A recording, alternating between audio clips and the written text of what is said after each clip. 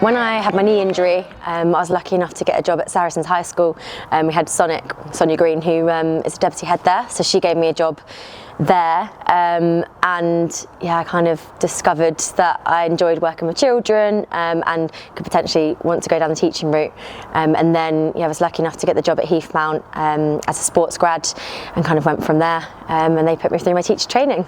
So outside of here I work for a company called Helio. It's a crypto payments company, and I'm just lucky that I only have to go into the office once a week, and they're very flexible. It's very much get the job done and then they're happy, but it's great to have the balance of work and rugby. It means during the day I can solely focus on my day job, and then when I shut the computer it's very much rugby head on. I think otherwise both would come a bit too all-consuming, so I've always had to do it, so I think I've got the balance right. Since I've been with Helio since April, it's been a lot better, but it helps working for great people that are very understanding, and obviously Saris are very understanding of my job commitments as well.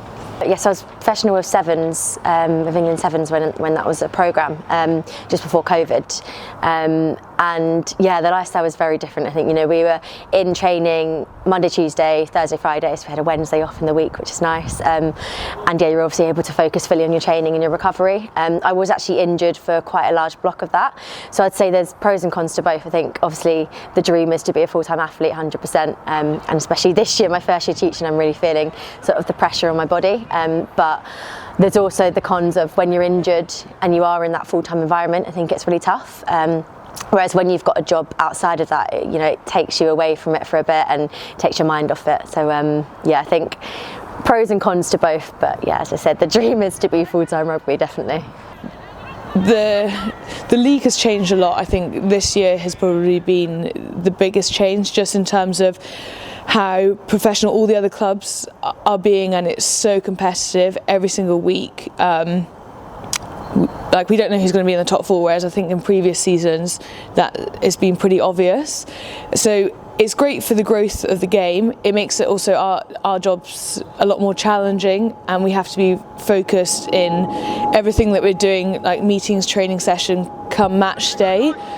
It means it's a much more competitive match when it comes to game day, and I think it then helps to grow players individually as well, to play with and alongside and against the calibre of players that we have within the league.